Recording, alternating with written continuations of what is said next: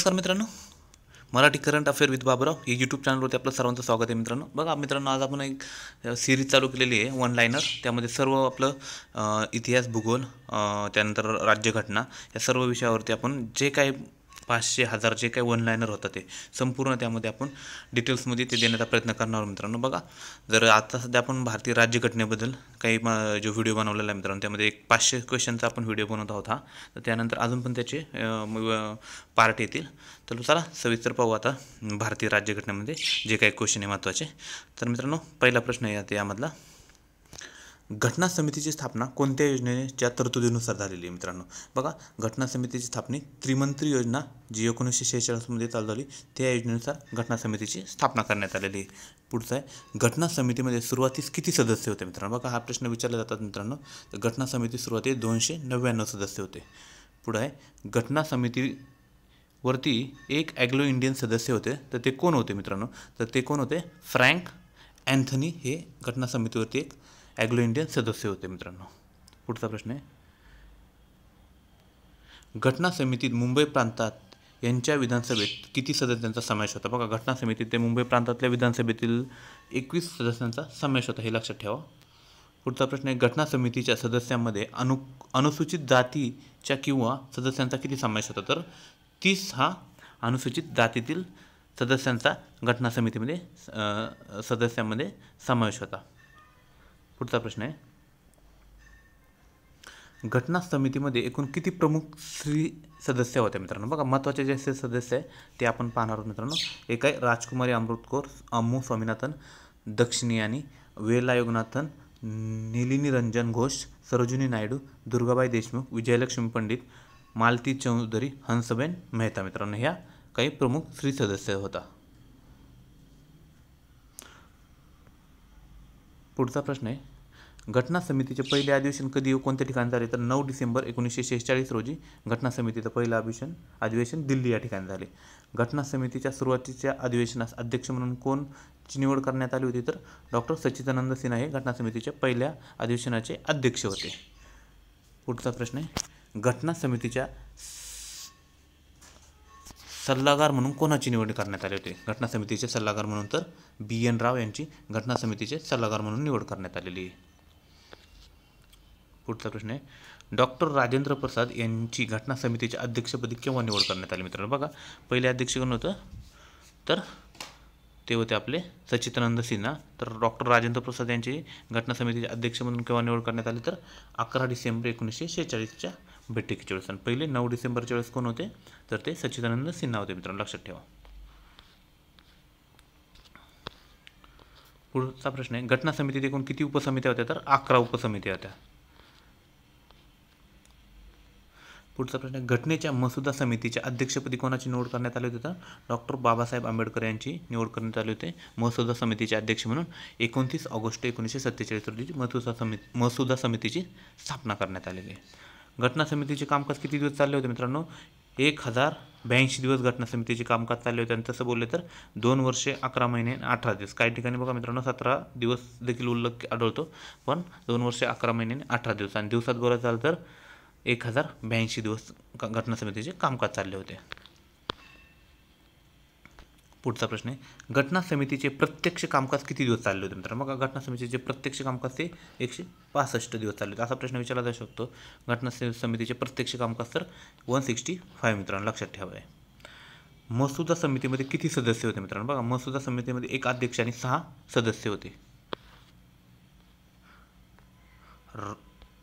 राज्यघटनेच्या उद्दिष्टांचा ठराव कोणी मांडला मित्रांनो. राज्यघटनेच्या उद्दिष्टांचा ठराव पंडित नेहरूंनी 13 जानेवारी 1946ला मांडलेला मित्रांनो, लक्षात ठेवा.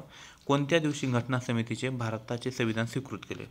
बघा, कोणत्या दिवशी घटना समितीने भारताचे जे संविधान आहे ते स्वीकृत केले. तर 26 नोव्हेंबर 1949. बघा, त्या दिवशी संविधान दिवस म्हणून पण साजरा केला जातो.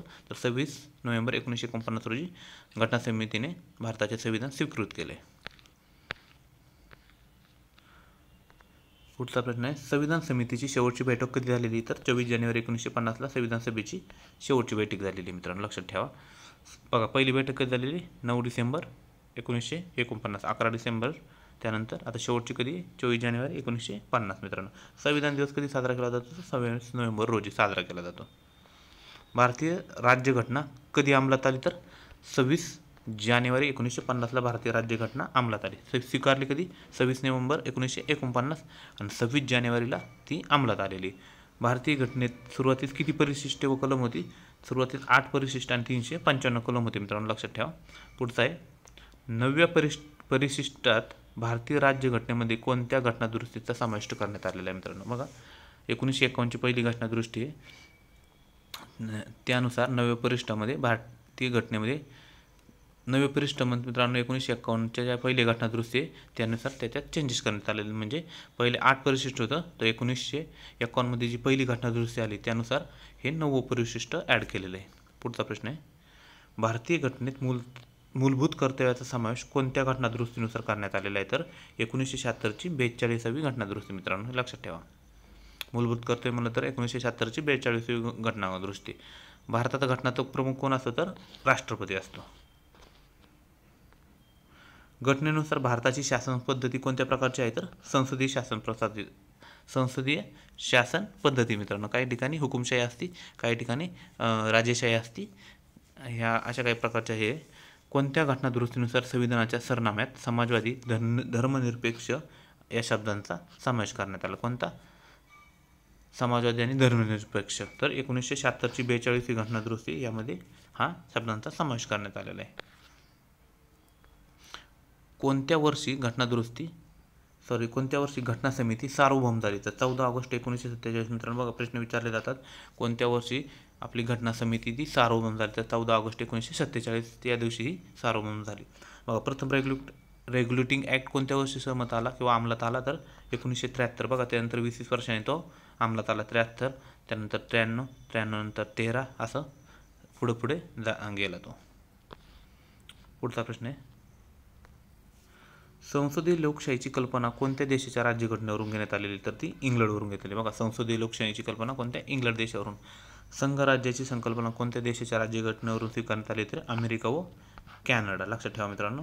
तर संसदीय लोकशाही म्हटलं तर इंग्लंड, संघराज्याची संकल्पना म्हटलं तर अमेरिका आणि कॅनडा. त्यानंतर पुढचा प्रश्न आहे न्यायालयीन पुनर्विलोकन याची संकल्पना कोणत्या देशाच्या राज्यघटनेवर स्वीकारण्यात आली? तर अमेरिका.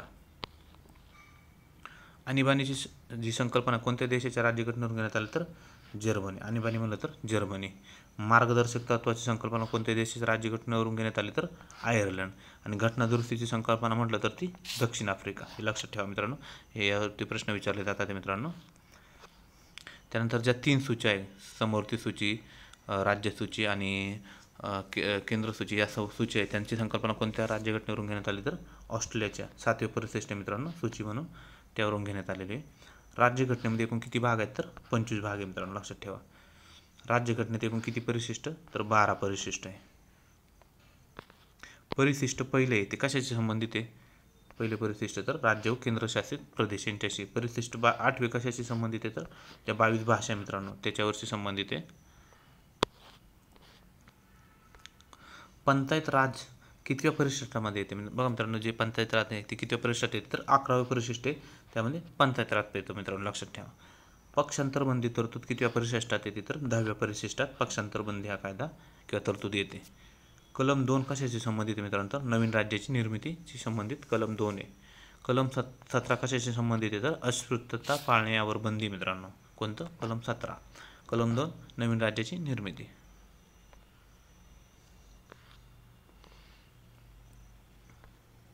कलम 51 कशाशी संबंधित आहे? तर मूलभूत कर्तव्य 51 याशी संबंधित आहे. राष्ट्रपती पदासाठी कोणते कलम आहे? तर 52 कलम आहे राष्ट्रपती पदासाठी. कलम 63 कशाशी संबंधित आहे? तर उपराष्ट्रपतीसाठी कलम 63 त्यांच्याशी संबंधित आहे. संस्थेशी संबंधित कोणते कलम आहे मित्रांनो?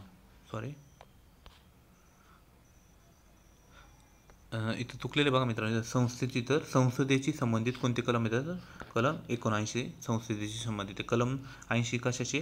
राज्यसभेशी. कलम 74 कशाशी संबंधित आहे? पंतप्रधान आणि मंत्रिमंडळ. लक्षात ठेवा मित्रांनो महत्त्वाचे. 55, 52, त्यानंतर 61, 63, 80, 79, 74 ही महत्त्वाची कलम आहे मित्रांनो. 74 कशाशी?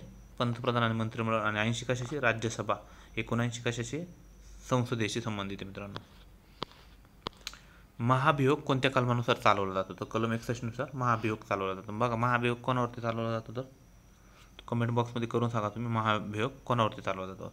लोकसभेशी संबंधित कोणते कलम आहे तर 81 लोकसभेशी संबंधित आहे, 80 राज्यसभेशी. कलम 124 कशाशी संबंधित आहे? सर्वोच्च न्यायालयाशी. वार्षिक अंदाजपत्रक कोणत्या कलमानुसार येते तर 112 कलमानुसार येते.